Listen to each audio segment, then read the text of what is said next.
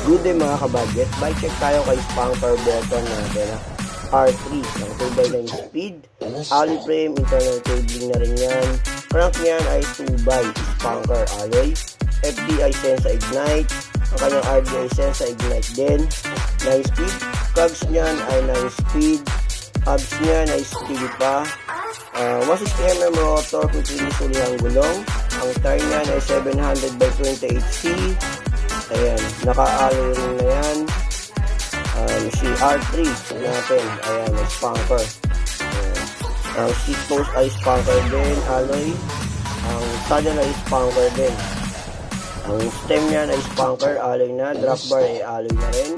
Sensa Ignite, 2x9 speed.